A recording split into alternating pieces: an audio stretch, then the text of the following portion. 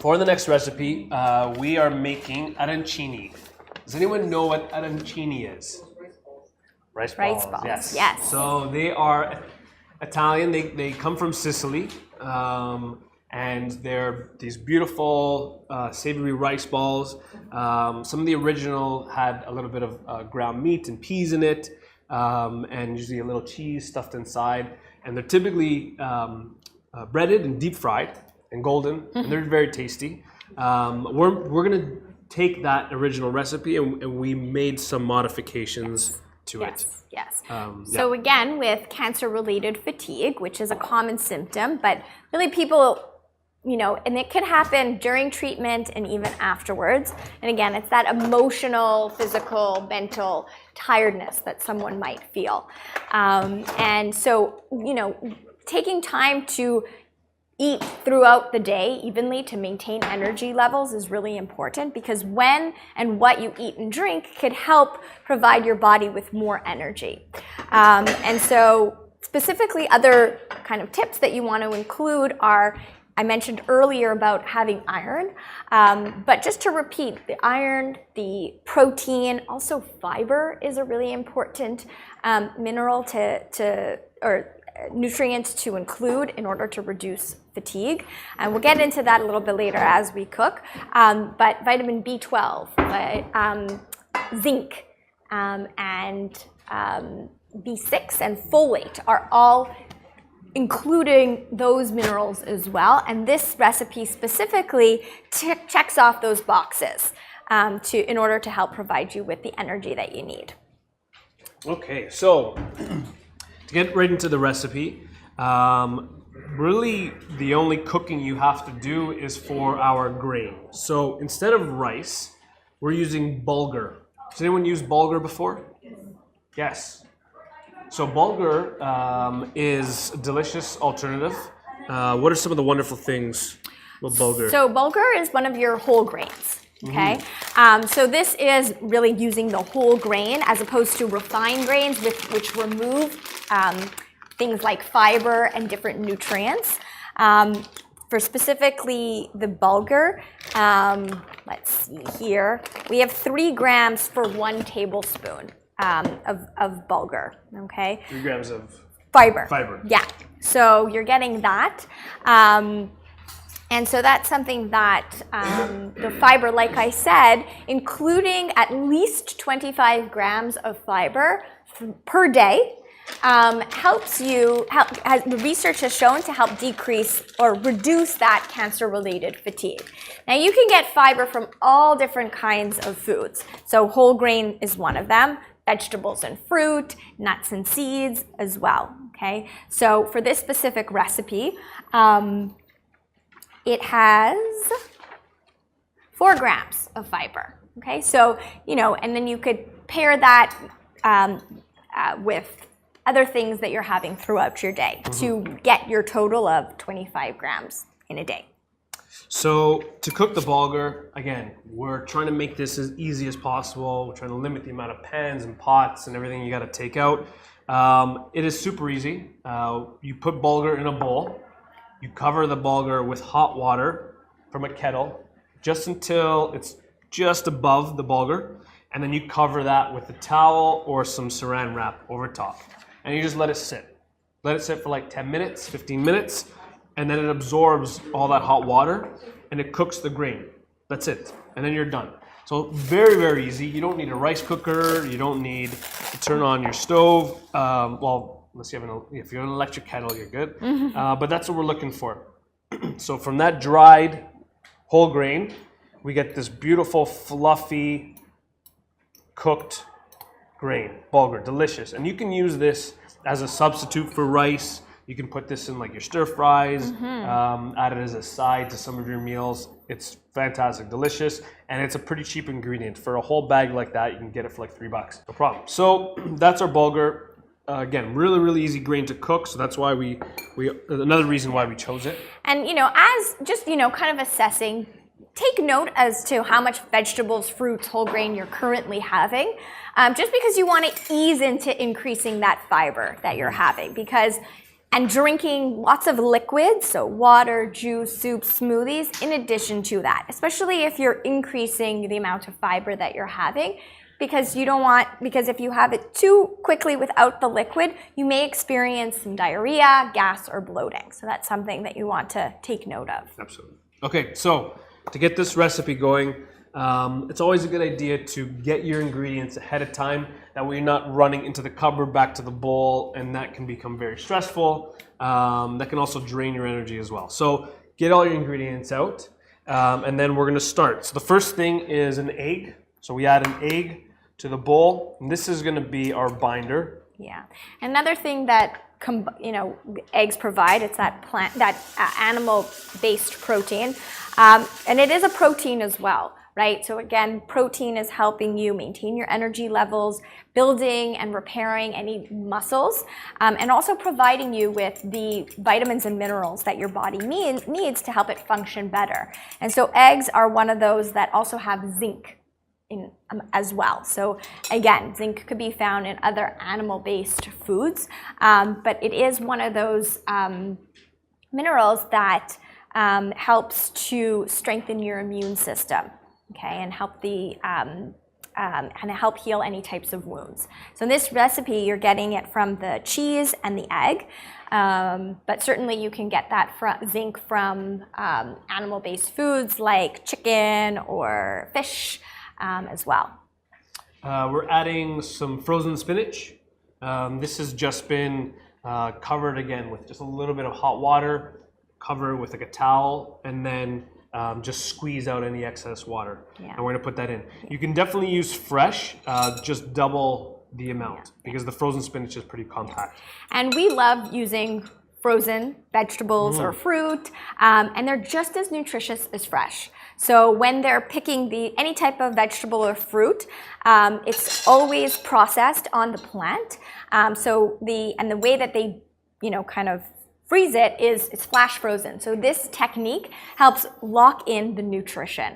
Okay, so it's nothing to worry about, and it's also easier. You don't have to cut, wash, anything, right? So it's all there for you. So that's something that's excellent to use. You'll have it, and just as nutritious as fresh. And one thing I'd like to, that we've graduated from the block. Yeah, the block of frozen spinach was just an amazing, you have to chip at it or heat it up. They have the ones that are shredded and loose in the bag, so you can kind of use what you need. You don't have to use the entire thing, and then you can throw it back in. So we're getting better at our frozen fruits and vegetables, and yes, they are great to use in this. Yeah. So we have our frozen spinach in. Just want to say one more thing about the spinach. It's also high in folate. Okay, and this is a mineral that's also helping to make your red blood cells. So again, we need those red blood cells to deliver oxygen to everything in your body. So without, people who don't get enough folate might find themselves anemic. Okay, and this could result in feeling tired or weak. And so any type of green vegetable, you're getting folate, but it can also come from chickpeas, beans, and lentils as well. We're adding, so this one is a little bit different. You might not all have this at home. This is nutritional yeast. Nutritional yeast you can find in, again, almost every grocery store has it now. I've seen it at bulk stores and stuff. It is not active, so this is not the yeast. You're not going to grow pizza dough in your stomach.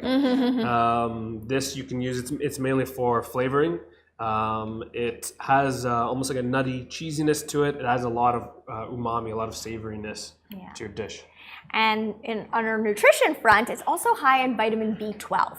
So vitamin B12, again, is one of those vitamins that's helping with making healthy blood cells. Okay, and generally speaking, most of the time we find vitamin B12 in animal foods. Okay, so this is actually one of the only sources of vitamin B12 that's from a plant-based source. Okay, you could also find it in fortified like soy beverages, almond.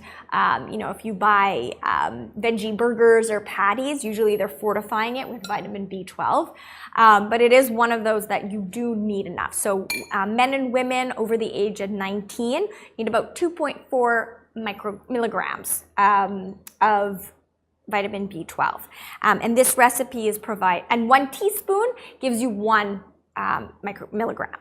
Okay, so sprinkling that. So again, like if you're someone who doesn't have that much animal protein, then you definitely want to substitute it with something like this. Or alternatively, if you do find that you're low, you might want to take a pill supplement. So we're gonna add some more seasoning to this. We want to make these, you know, really flavorful. And again, this is sort of up to you. You can switch this up. We've got some garlic powder.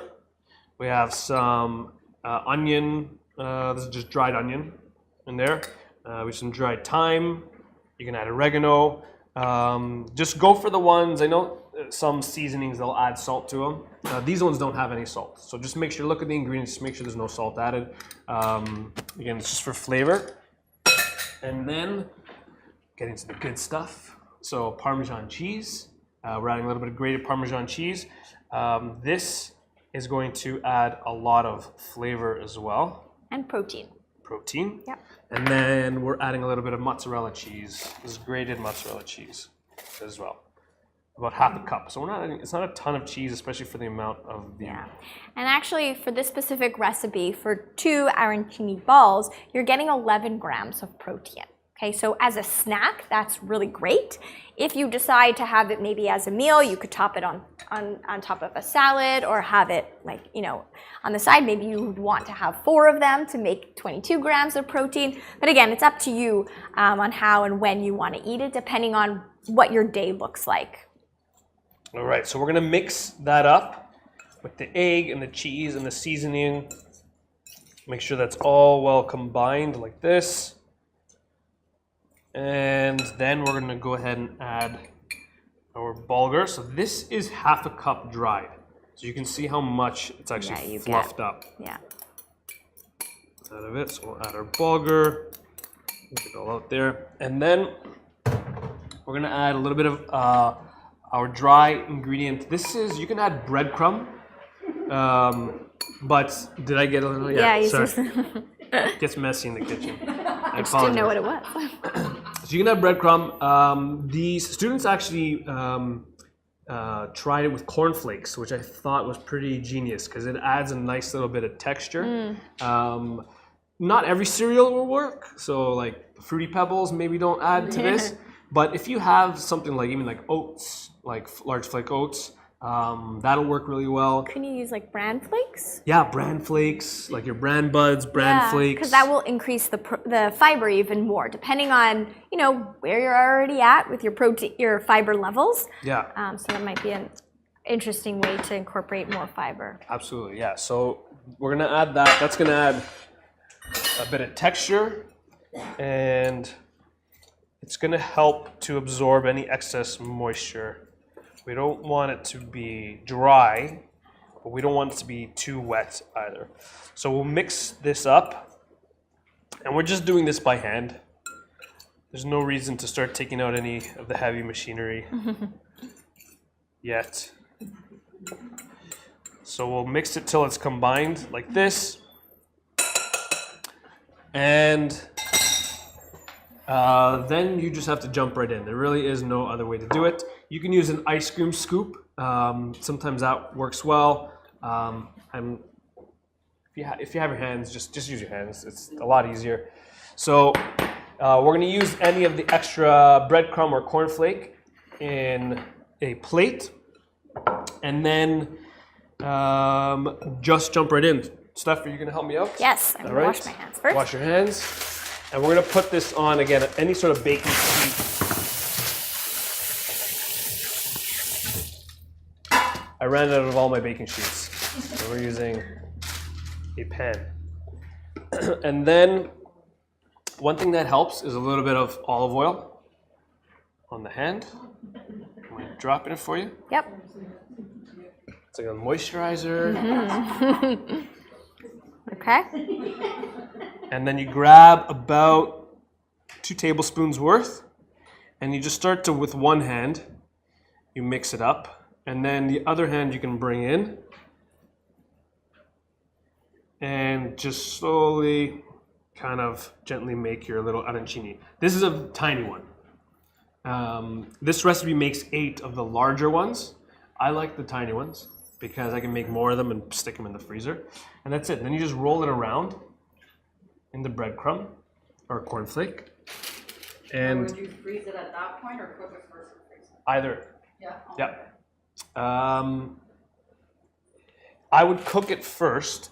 You can do either. I would cook it first only because all you have to do is reheat it after. Yeah. And from frozen, it's a little bit easier to just reheat it, so it's nice and steamy. And this is really good, like if you're going to an appointment or you're out for the day, you just kind of pack a few, and it's a nice snack to have in your purse or your knapsack type of thing as a grab and go, right? Yes. But of course, you could also top it on top of a salad or have it on the side of something else.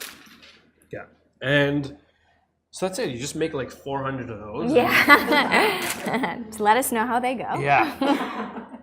Steph, you're doing a great job. Thanks. Thank you. Thanks. Yeah. And that's it. And then we're gonna bake it into the oven, 400 degrees, for about 20 to 25 minutes. Again, everyone's oven's a little bit different, but you're looking for them to be a little bit of golden brown.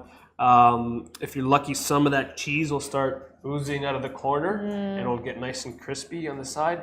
Those ones are for you, and the rest you can serve to your guests. So that's what we're looking for. Really, really nice and golden brown. You have some really nice texture on the outside from like that cornflake crunch. And they're really good. Like, obviously the fried ones have their own way, but I actually prefer these because they're a lot less greasy.